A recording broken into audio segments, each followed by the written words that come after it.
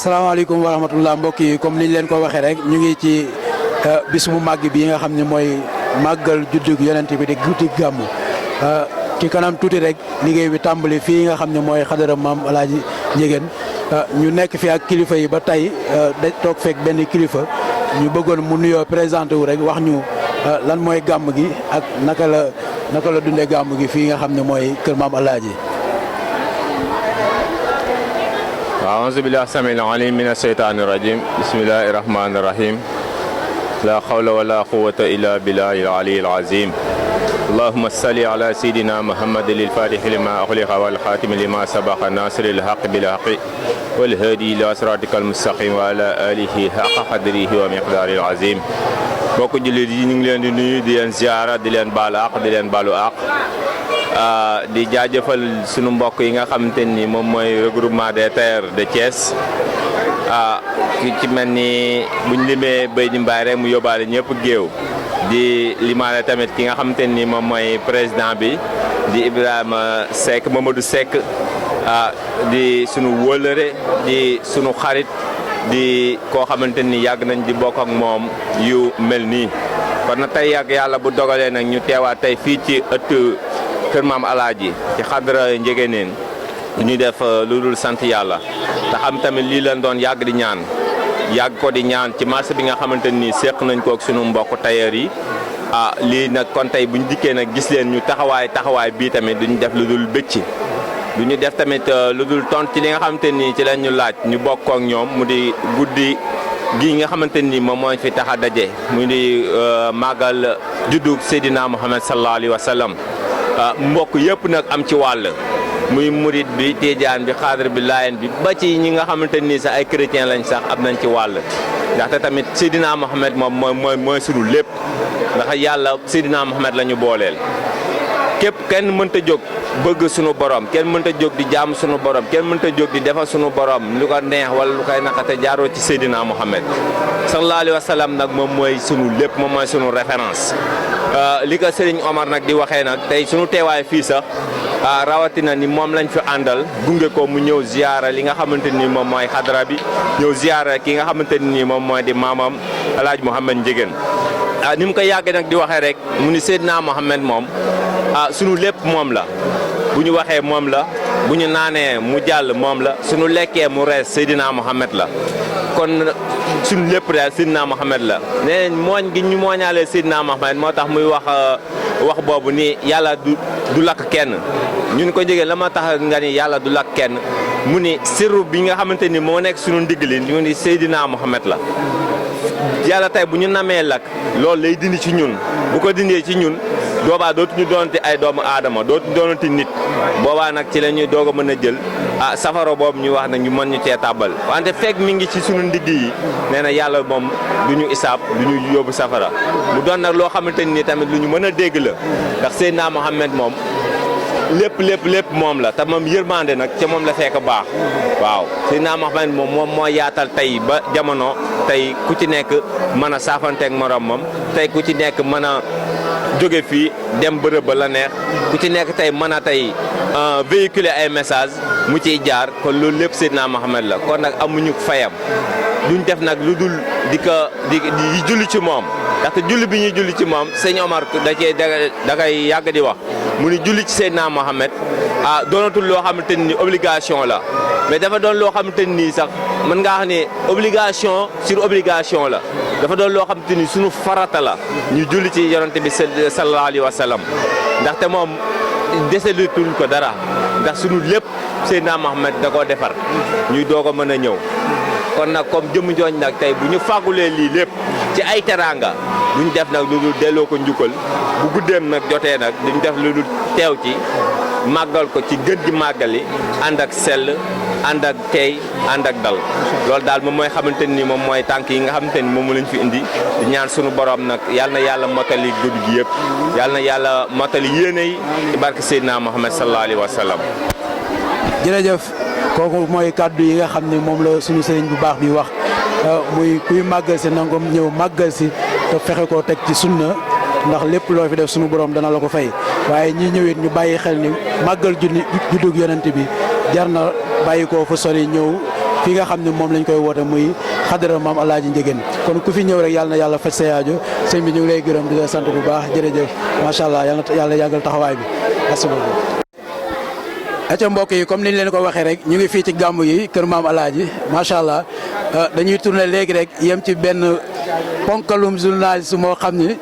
nekk sunu xarit macha allah di liggéey bu rafet ci Thiès di jàmbaar koo xam ne tey kenn dootu ko présenté ci wàllu presse ndax mu ngi ciy liggéey bu am solo fii ci Thiès rawatina nag lu am solo lim ciy def muy wàllu artisanal di ci gis seen bopp muy Pape Thioune te ñun secteur boobu ku ko laal rek da ñuy intéressé dañ lay jàpp dañ lay bëgg tey nag moom la ñuy dégg suñu micro ci seen télé bii nga xam ni mooy RTT TV di télé artisan yi Pape ñu ngi lay nuyu. maa ngi lay fay sama xarit sëñ Xaadim Soumaré. Pape tey loo yëg tey ci bis bi. waaw xanaa bëgg rek. waaw bëgg xam nga dafa am bindkat góor gu baax gu ne yonent bi lawlaahu la sirna xaasirina. waaw mu ni bul woon ak yonent bi dañuy mujj perte rek. ah waaw mu ne ko bul woon ak yow ñu mujj perte. waaw da ngay yëg aussi mag ñi ni ñu bëggee yonent bi. waaw da nga koy yëg sa biir xol. parce que ñoom ñëpp bis bi leen gënal bis bi ñu bëgg rek mooy bis bi nga xam ne moom la yonent bi gën a àdduna ndax bu loon ak moom dara du baax waaw bu loon ak moom dara du am moom moo tax borom bi amal ñu moo tax lii lépp di dox moo tax ñuy nekk ci leer moo tax ñuy dund mbégte te noonu rek la ko war a demee moo tax nag instant bi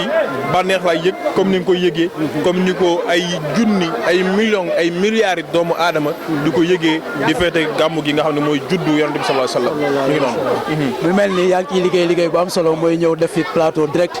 di wax nit ñi naka la ñuy gàmmoo ban message ngay lancé ci mbokk yi lay seetaan ci télé bi. waaw message bi rek mooy nanu ko jël comme modèle rek wala comme fi rasulullah uswa hasana loolu yàlla wax yonent bi mooy suñu modèle maanaam bu ñuy wut un modèle parfait maanaam modèle bu parce que ñi ci des yëpp c'est des modèles mais xam nga doomu aadama bu mat amul mais booy wut ku mat dëgg-dëgg mooy yonent bi sallallahu alayhi wasallam ci bind bi ci jukko ji ak ci melaw yi donc nag loolu nag bu ñuy gàmm c'est bon gàmm gi baax na ñu célébrer ko julli ci yonent bi waaye tamit baax na ci beneen mbir mooy ñu roy sallallahu alayhi wasallam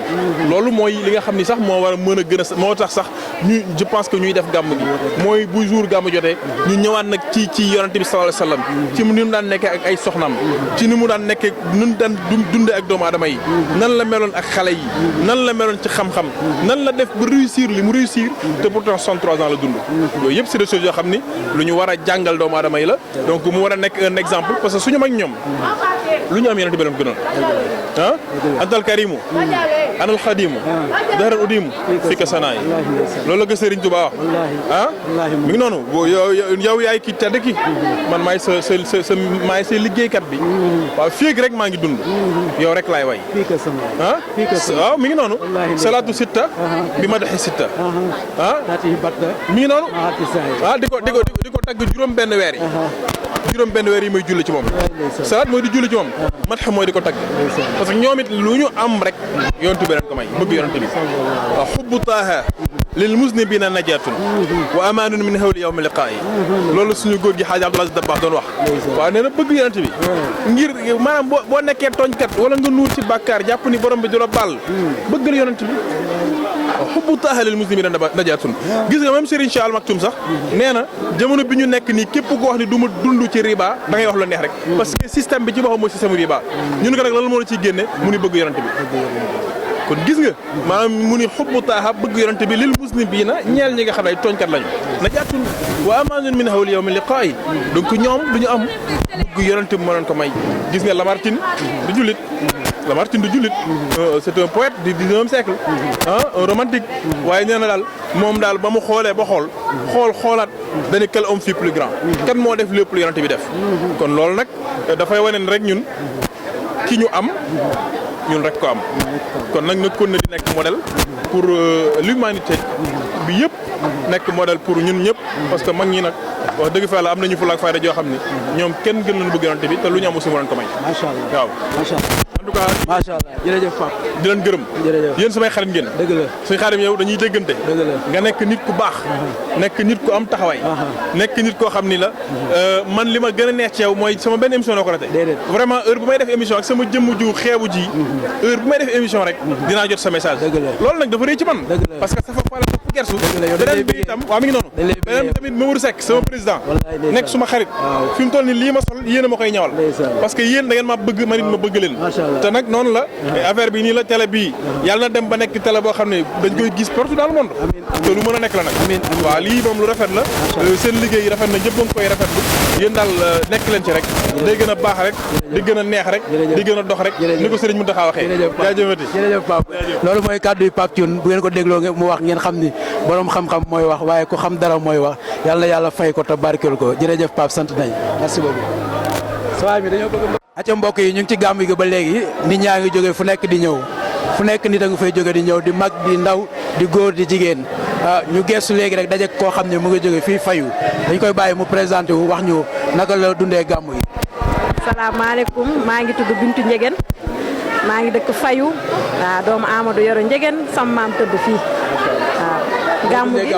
macha allah man damaa ñëw gisaat fi yeneen changement yoo xam ne nii sama xol dafa sedd daal parce que saalu Pa Miniru dañ koo changé waat def saal bu mag at fii xabru bi fi ñuy jullee changement yi daal am na fi moom macha allah ci kaw ci kanam rek at jumaa ji niñ ko defaraatee wax dëgg yàlla kontaan nañu daal sama maam daal wane na ne moom mbiram moom day gën di dem ci kanam rek incha allah. dégg rek billaahi damaa jël sax wérdi Cheikh taalibe Cheikh laa billaahi ba may wérdi sànq sama xol bi yëpp a fees del wallaahi macha allah. yaa ngi ñaanal réew mi ñaanal ñëpp. jàmm di ñaanal say mbokk. waaw di ñaanal sama borom kër di ñaanal ñëpp bàyyiwuma kenn. wala ñaanal aaw buru kër. yaa ngi ñaanal sëñ bi mu am beneen wala. non déedéet na yem ci man ba ci kanam rek. loolu mooy kaddu yi soxna si macha allah kaddu yu am solo la ñu bàyyi ko rek mu àggale jéego yi ci biir incha allah merci beaucoup. acca salaamaaleykum wa rahmatulah mbokk yi ñu ngi leen di nuyuwaat rek comme ni ñu leen ko waxee woon sànq ba léegi ñu ngi fii ci gàmmu gi nekk fii ci kër maam Alaaji Njegen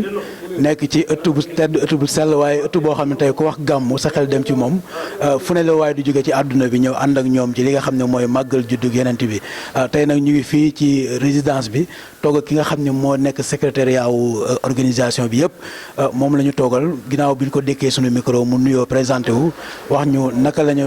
organiser li nga xam ne mooy gàmmu 2021 sëriñ bi ñu ngi lay nuyu. di leen fay bu baax te di leen dalal ci jàmm Abdourahmane Boye laa tudd membre comité d'organisation chargé maintenant en fait de l'administration donc secrétariat bi daal daanaka man lañ ko dénk mais bu ñu xoolee organisation bi ñun fànn bi ñu gën a yëngatu mooy fànnu administration fànn boobu boo ko xoolee li nga xamante ni moom lañ ciy liggéey mooy correspondance yi suñuy rapport ak autorité yi suñuy rapport ak képp koo xam ni dañuy jëflanteeg moom te mu laaj ñuy bindante wala ñuy téléphonante ci biir loolu parce que daanaka boo xoolee loolu organisation boo mënti tëral daanaka ci loolu lay démarrer jël contact yi déwél correspondance yi doog a dem nag toog pour maintenant finaliser lu ñuy mënti finaliser mais dañuy sant yàlla bu baax parce que xëy na liñ doon xaar ci ñun bëri na loo xam ni matal nañ ko ba nga xamante ni liñ ci doon xaar yëpp am nañ ci lu bari mooy lan autorité yi nga xamante ni ñoom la ñu dëkkal muy sous-préfet préfet gouverneur ba egg ci ministre mais kenn ku ci nekk jëflante nañu ak yow toog ak yow waxtaan ak yow préparé ndoo ak yow gàmmu gi bi yàlla yombale lépp parce que dañu dem ci préfet def CDD mu convoqué chef de service yi ne ci région bi yëpp ñu ñëw ñu toog ñu waxtaan ñu wax leen suñuy bëgg-bëgg li ñu namm ci gàmmu gi ñoom it ñu wax ñu li nga xamante ni mën nañ ko mais yàlla def na li ci ëpp suñu bëgg-bëgg yëpp ñoom taxaw nañ ci li ci ëpp bien que nag toujours dina am yenn yu sew sewaan yu des bi ñu jógee ci préfet dem ci gouverneur mu mottali xam nga kenn ku ci nekk niveau bi nga nekk gouverneur moo féete kaw préfet donc lu ko të da ko yóbbu lu të préfet da ko yóbbu ci gouverneur bi ñu jógee ci gouverneur daanaka foofu xel yi daloon na bu baax a baax léegi ñu egg ci ministre bi ministre de l'intérieur ci moom la ñu terminer waxtaan wi ba pour finaliser organisation bi lépp daal mais daal bañ fa génnee sincèrement suñu xel dal na suñu yaakaar it tasul parce que luñ fa doon uti rek daanaka am nañ ko yi teewoon gouverneur yi amoon dëgër ci chef de service régionaux yëpp dafa woo kilifa national bi bu ko defee waxaa ak moom mu yëwénal mbir yi ba lépp tegu ci yoon donc daal sant yàlla daal la ñuy def tey ñaan yàlla lépp mat ci jàmm te lépp nekk jàmm yàlla bu yàlla nangu. waaw justement c'est que ñun suñu organisation bi nag ba ñuy départ yëpp li ñu jëkk a def mooy est-ce que war nañoo gàmmu waruñu gàmmu kilifa gi xool waxtaan ak njaboot gi waxtaan ak ay rakkam daal di gis ni rakk yi ak ñëpp xamal ko ni ko war nañoo mën a gàmmu bu ñu jëlee suñuy matuwaay yi ci war moom it comité d'organisation bi mu taxawee li mu jëkk a def mooy xamal ñu ni bu ñu def dara loo xamante ni du ñu bàyyi xel mbas mi bu ñu bàyyi xel xewal ci biir loolu moo tax fu ñu mënti jublu rek loolu dañ koy sóoraale boo respecté mesures barrières yi parce que nag médecins yi ñooñu mën a wax li ñuy def ñoom li ñu wax bu ñu ko sàmmoonteeg moom def ci suñu kemtalaay kàttan waxtaan ak suñuy nit ba kenn ku ci nekk taxaw ci sa kemtalaay kàttan mais yaakaar nañ ni kenn du fi ñëw di am looy tiit kenn du fi ñëw it di fi jële feebar bi te it autorité yeeg chef de service yeeg ñi ñu yaakaaroon ñu jàppale ñu ci yëpp ñi ci ëpp dugal nañ ci seen loxo ba nga xamante ni am nañu matuwaay yuñ ci taxawee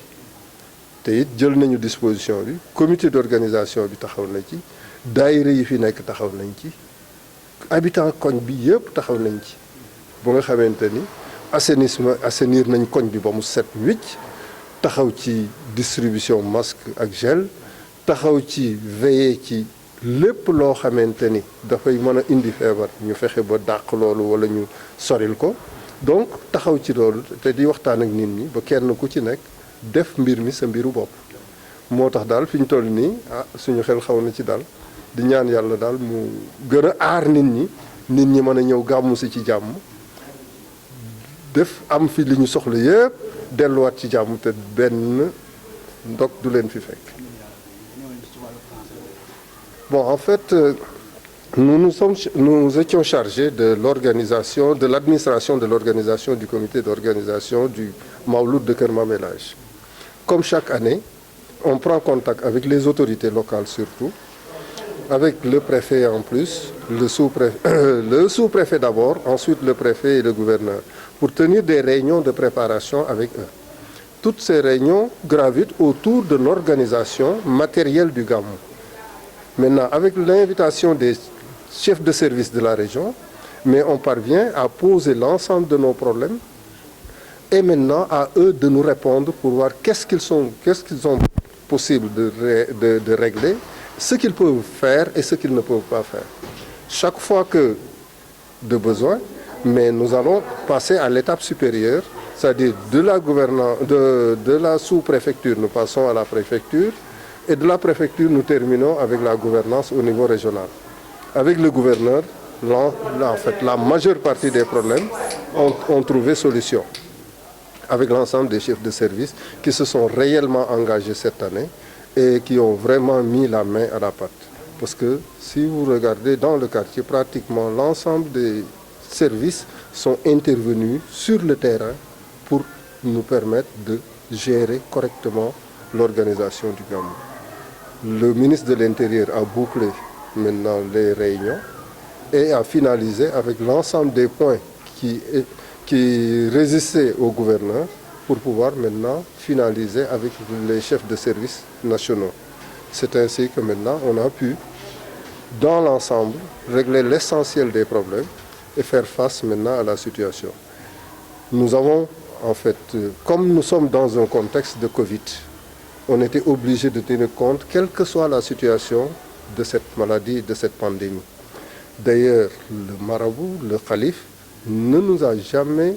cessé de rappeler qu'il faut toujours avoir à l'œil, toujours penser, toujours veiller à ce qu'il n'y ait pas propagation de la pandémie au niveau de Keur Mamel-Hadj. C'est ainsi qu'avec l'ensemble des chefs de service, nous avons pris nos dispositions. L'ensemble maintenant de la population aussi, nous avons pris nos dispositions et nous sommes parvenus à gérer la situation tant bien que mal pour que maintenant qu'il y ait suffisamment de masques, qu'il y ait suffisamment de gel, que la distanciation chaque fois que c'est possible qu'on puisse le faire, mais aussi que nous mettons à la disposition des populations les vaccins. Pour ceux qui veulent se vacciner, puissent avoir accès facilement aux vaccins au niveau de notre centre de santé secondaire de Keur Maam-El-Hadji. Donc nous avons pris toutes les dispositions et nous pensons que les gens pourront venir sans problème passer leur Gamou et retourner tranquillement en bonne santé et dans la quiétude. merci beaucoup jërëjëf loolu mooy kaddu yi jógee ci secrétariat bu organisation wu gàmm gi kaddu yu am solo la loolu lañ leen jëlale woon fii Kër Maam El Hadji incha allah bu ko defee rek dañuy génnaat léegi xool yenn kilifa diine yi nga xam ne ñoo fi nekk bu ko defee ñu xool naka lañ dundee gàmm gi incha allah rabbi. waa kay mbokk yi comme ni ñu leen ko waxee rek ba léegi ñu ngi ci kilifa yi nga xam ne ñoom ñoo téye organisation wu gàmm gi léegi rek ñu ngi woon ci secrétariat bi ginnaaw loolu ñu ngi toog ak ki nga xam ne mooy yor communication wu gàmm gi moom lañ toog nii bokk ci kilifa yi nga xam ne ñoom ñoo ŋànk liggéey bi ñu toog fas yéene ko déglu ci li nga xam ne mooy gàmm gi ak ban communication la ci war a def ak ñi nga xam ne ñoo jógee fu sori ñëw gàmm si ak ñi nga xam ne ñoo jàkkaarloog télé bi amoon yéene ñëw te ñëwuñu sëriñ bi ñu ngi leen nuyu. asalaamaaleykum wa rahmatullahi taala wa barakaatu. ñu ngi leen di nuyu bu baax ñu ngi leen di ziyaara di leen masawu coono di leen dalal fii nga xam ne ñun ak yéen ñoo fi bokk wàccuwaay ndax kërul islaam jullit bu fa dugg rek sa kër nga dugg. di nuyu waa RTT TV di télévision bu bees ñuy ñaan sunu boroom ci kàttanam ak mbaaxam fu ñuy dégg télévision yépp yàlla nañ leen fa dégg. am naa ci yaakaar ndax télévision bu bees mission yi njëkk mu def ko ci juddu yonent bi alayhi salaatu wasalaam yaakaar mën na caa tàbbi rawatina nga ñëw ci kër gi nga xam ne këru nitu yàlla la def fi sa mission yaakaar it mën na caa tàbbi. di nuyu Serigne Muniru di ko ñaanal yàlla na ko fi yàlla bàyyi yàlla dolli ko sutura ndax olof yi dañuy wax ne ku yokkul yaa wàññi te mënuñoo toog di wax it te suñu xel du dem ci sëñ Ibrahima Ndiéguène ndax commission bi moom la ko yàlla tegoon ci loxoom yàlla dogal bi mu génnee àdduna mag ñi daje jox ko Ahmed mii di doomu sëriñ Muniru boole ñu ak moom alaaj Modou Diop ak commission bi nga xam ne ñoom lañ ko àndal ngir ñu saytu mbiru gàmm gi waaye li tubaab di wax à mi-parcours maanaam yoon woo xam ne da nga koy dox te eggagoo fa nga jëm am nañ ci satisfaction parce que nit doo taxaw ne li ma def baax na waaye nit ñi ñoo la naan li nga def baax na te bañ ko commencé ak léegi di séentu gàmm gi ñun de commission bii nu yor ñëpp ñu à l'unanimité ku ñu gis yaa ngi félicité wax ni kat seen liggéey bii la jiitu de daan na baax waaye seen liggéey bii moom moo gën a baax la fi newoon. bien vrai que nag la fi newoon baax na macha allah ndax Ibrahima daan na def kem kàttanam ak ña mu àndaloon mais daal yàlla sagal nañu suturaal nañu ci lii nga xam ne mooy suñuy premier pas ci gàmm gi. loolu nag du amee Ahmed Sall mii nga xam ne mooy président commission boobu moom lañ ciy félicité moom lañ ciy ñaanal ndax du dee ku mel ni man figurant laa rek léeg-léeg dama ko naan waaye saa yi dem leen doxal rek du fekkonte ne du ma ko xaw ma ay capacité am lépp lu muy dox man ak moom a koy ànd tànk ak tànk mais xam naa ne lu mu dox sama ginnaaw sax mooy gën a jub lu ñu dox du ma àndee ak moom kon nag du ñu demee ba toll foofu ci liggéey bi te macha allah guddi gi li ci des bareetul mais li weesu daal vraiment am nañ ci satisfaction ñu ngi ñaan commission bi yàlla ko yàlla gën a dëgëral moom mi ci bopp bi yàlla ko fi yàlla bàyyi. di gërëm nag waa presse bi yëpp presse locale bi ak presse bi ne ci ñëpp ñu ngi leen di gërëm ndax amul benn kilifa presse boo xam ne dem nañ toog ak yow wax ak yow lañ la wax te lan ñu waxoon defuloo ko dañu wax nag alxurru xurrun maa lam yatakallam as gor moom du xasee wax rek moomatul boppam fekk mu jëf la mu wax wala mu ñàkk koo jëf mais képp kuy groupe de presse nekk ci dëkk bii wala nga ne ci réew mi sëriñ bi yebal ñu dem toog ak yow lan ñu waxoon def nga ko ba ci yéen ñi nga xam ne ci presse bi mu jëg ñëw ngeen bokk waaye dëgg-dëgg li nga leen war seen diggante ak kër gi ak la ñu waxante woon ak yéen yëpp def ngeen ko yu mën nag lu dul di leen ñaanal ci guddik yonent bi alayhi salaatu wasalaam fa ngeen bëgg a egg yéen a ko xam yàlla na leen fa yàlla àggale fa ñuy dégg rajo yëpp di fa jégg télévision yëpp yàlla nañ leen fa dégg te li sëriñ Muniru di dénk presse bii ñëw ci moom loolu rek lañ leen di dénk bu leen wax mukk luy taal am réew bu leen wax luy féewale ay xol lépp loo xam ne nit wax na ko te ngeen xam ne lii du ngeen ko tegee mën naa indi fitna ci réew mi wala mën naa indi fitna ci ay diggante yu nit bu leen dara jaral ngeen teg loolu parce que presse nag jaamu yàlla la parce que mu ngi mel ni tey man ma toog ak Ahmed mii di jëw Alaaji Modou Diop mii la ma ca yàlla yi bindal yow mi nga xam ne yaa na ci sa presse di wax loo xam ne day féewale am réew wala day taal am réew loolu la ci yàlla di bindal kon na ngeen xam ne ci jaamu yàlla gu rëy rëy ngeen nekk lii mën ngeen cee am lu ne waaye it mën ngeen cee ñàkkit lu ne mën ngeen cee am lu ne parce que toujours ngeen dégg ay journalistes ak ay kii yoo xam dañu leen wax gars yi dañu leen naan ñi c'est des corrompus parce que koo xam ne doo ko joxee xaalis loo ko sant mu def ko loo bëgg mu wax ko loolu bu fexe leen ba bu leen ci bokk nit wërsëgam yàllaa ko yor doo rafetalee sa utin yàlla dina ko jox ci teg ci sa loxo kon nag doo ñaawale itam teewul la tax nga ñaawal sa wërsëg la doo rafetaloo nit yàlla teg ko ci sa loxo yàlla jàppale leen yàlla doon leen sutura ñii gàmmu si nag lañ leen di digal rek mooy li yonent bi daan digle ci jataayu diine rek ndax yonent bi daan na wax ni dama koy wax keroog ci jataay ba ma ne leen bari na ñoo xam ne ñu ngi contre suñu gàmm yi naan gàmm dafa xaraam gàmm dafa nangam màggal dafa nangam ci ñun la suñuy comportement la parce que aussi du fekkee dañoo dem ci gàmm nga mënoo koo xàmmeek sabar góor ñi jigéen ñi bàyyi seen bopp yi ci biti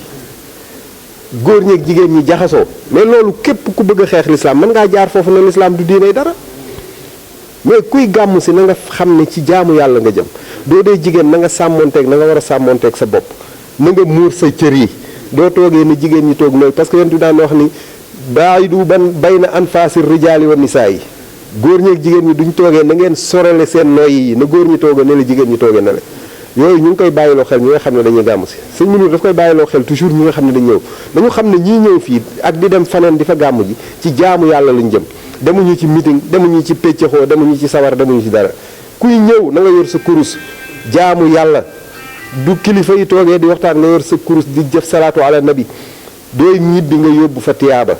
ala azimu laylal wiladati xisbatan isa lam yakun naxwa alxaraami udulu du ngeen di jaamu ji yàlla ci lu mel ni ñu jëm nañ ko def ci njub teg ko ci diine waaye nag du demee nag ba nar laa dugal ci lu xaraam toogal sa kër tëdd nga nelaw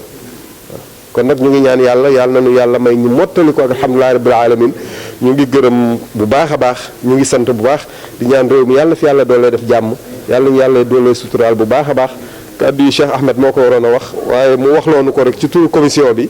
ñu ngi koy gërëm moom itam di ko ñaanal yàlla wasalaamaaleykum wa rahmatullahi wa barakaatu. jërëjëf mbokk yi dafay mel ne yóbbal bu am solo moom la ñu dégg léegi ci kàddu yu am solo boo defee rek yàlla nañu yàlla may dégg ak topp yàlla nañu fi teewaat at yu bëree bëree bëri bu defee sëñ bi rek ngeen doole ñu ñaan incha allah.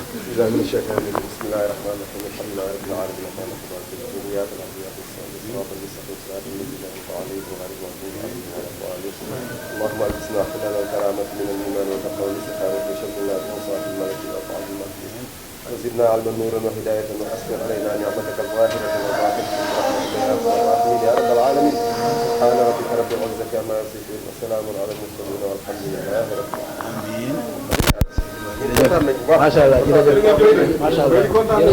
الله.